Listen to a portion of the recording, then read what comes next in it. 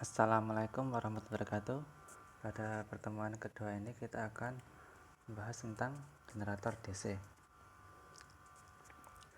Jadi generator DC adalah salah satu mesin listrik yang mengubah energi gerak menjadi energi listrik, dan energi listrik yang dihasilkan adalah listrik DC.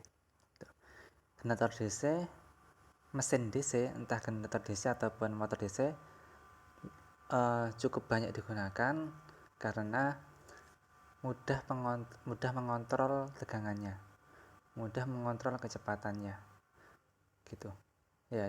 Terus energinya juga lumayan besar.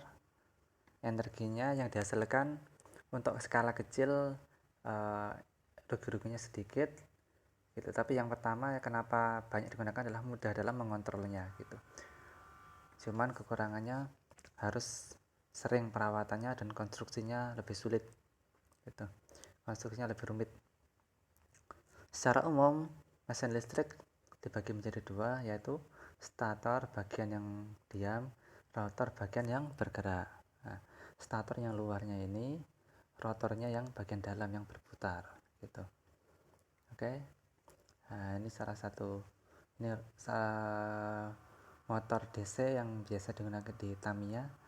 Jadi ini motor aslinya kita assembling. Jadi ini statornya luarnya, ini penutupnya, ini penutup ini statornya luarnya, ini rotornya dalamnya dikeluarkan ya. Oke. Nah, statornya berupa magnet permanen, jadi magnet permanen. Rotornya berupa belitan. Apakah statornya selalu berupa magnet? Tidak juga, bisa juga berupa belitan. Nah, gitu ya. Ini adalah carbon brushnya. Carbon brush apa, nanti kita bahas. Nah, rotornya, kalau tadi rotornya konstruksinya mungkin belitannya kelihatan cuma ada 2 belitan, 1 belitan, 2 belitan. Nah, tapi kalau untuk generator skala besar atau motor skala besar, kita bahas generator skala besar, maka belitannya banyak, 1 belitan, 2 belitan, 3 belitan, 4 belitan, 5 belitan, dan seterusnya. Dan masing-masing belitan diletakkan di dalam slot, ada slotnya sendiri-sendiri. Jadi seperti yang tadi jelaskan, stator itu bagian yang tidak berputar, rotor bagian berputar, frame itu untuk bingkainya, support secara fisik. Terus pulpis itu jalur flux magnet pada mesin, ada jalur magnetnya, jadi di berupa besi. Jadi flux magnet itu jalurnya berupa besi. Kalau di udara magnet bisa mengalir, cuman banyak ruginya. Kalau paling baik ya besi, pulsus ujung.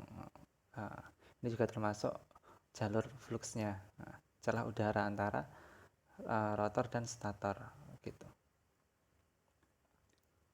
Nah, tadi sudah dijelaskan bahwa stator itu ada magnetnya, rotor berupa kumparannya. Nah, gitu. Nah, rotor itu disebut kumparan jangkar atau armatur. Kenapa disebut kumparan jangkar? Karena di situ tempat terbangkitnya tegangan. Jadi tegangan itu terbangkit di situ. Terus kumparan medan, letaknya stator itu mengandung medan magnet, mengandung magnet permanen. Atau kalau di stator tidak berupa magnet, yaitu berupa kumparan, maka disebut kumparan medan. Kumparan medan menghasilkan kenapa dinamakan kumparan medan? Karena menghasilkan medan magnet. Medan magnet dihasilkan dari mana? Dari magnet permanen ataupun dari baterai yang dihubungkan dengan kumparan. Oke.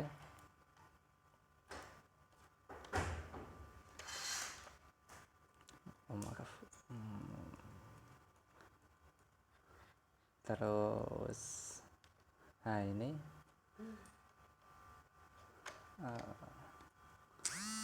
terus ini adalah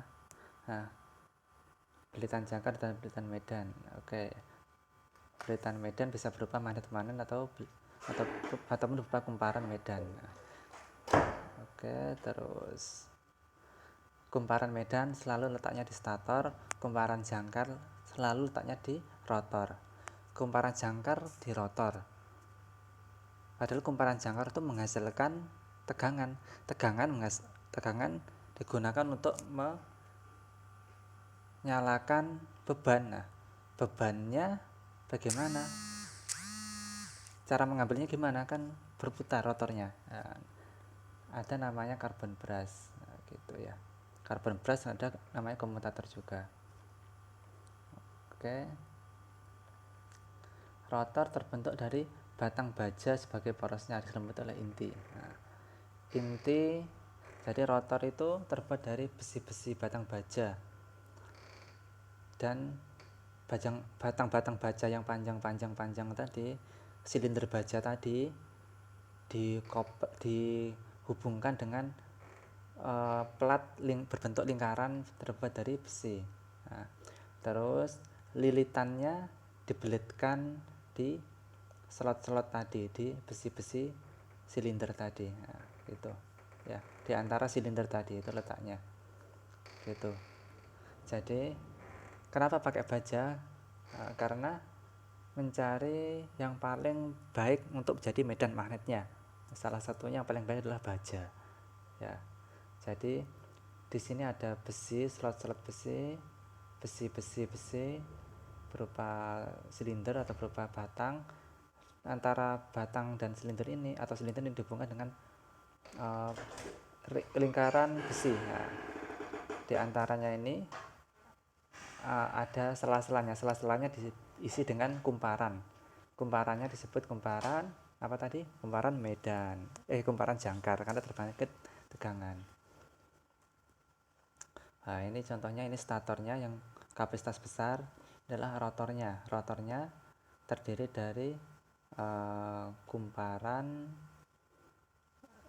dan intinya besi ini. Ya. Dari kumparannya belitannya banyak ini. Terus frame-nya bentuk kalau statornya berupa magnet, bentuk magnetnya ada dua, yang A dan B ya. Ada yang ujungnya lincip, ada yang ujungnya tidak lancip. Oke. Nah, ini adalah komutator sikat. Jadi sikat itu berfungsi untuk mengalirkan listrik dari rotor, kan berputar. Rotor berputar, terus ngambilnya listrik dari benda berputar bagaimana? Dengan komutator dan sikat. Nah, sikat komutator itu cincin belah, komutator ikut berputar, cincin sikat tuh kayak arang atau mungkin isinya pensil. Nah, isinya pensil tadi digesekkan di komutator. Nah, sehingga listriknya mengalir dari komutator ke sikat. Sikatnya dihubungkan dengan lampu. Nah, gitu. Oke. Jadi sikat terbuat dari karbon, grafit dan sebagainya. Nah, sikatnya ini jika terlalu lunak maka akan cepat diganti. Kalau terlalu keras maka bisa merusak rotornya, komutatornya, bisa merusak komutator. Rata-rata penggantian sikat sekitar 1 bulan. Jadi kesimpulannya dari beberapa yang telah kita jelaskan, rotor itu bagian berputar, terdiri dari inti besinya, terdiri dari inti besi tadi diselubungi oleh kumparan atau lilitan disebut kumparan jangkar, dan kumparan jangkar dihubungkan dengan komutator. Stator bagian yang diam, yaitu berupa frame atau kerangkanya, bingkainya, terus ada kutub utama atau belitan utama, itu kumparan medannya. Kumparan medan, terus ada kumparan bantu, nanti kita jelaskan. Jadi ada kumparan medan, terus ada sikat atau brush tadi, dan bagian antara rotor stator adalah celah udara. Celah udara tidak boleh terlalu jauh karena nanti medannya hilang di udara. Kalau terlalu mepet dikhawatirkan timbul gesekan antara rotor dan stator. Nah, mungkin itu demikian. Habis ini kita lanjutkan lagi, kita akhiri. Wassalamualaikum warahmatullahi wabarakatuh.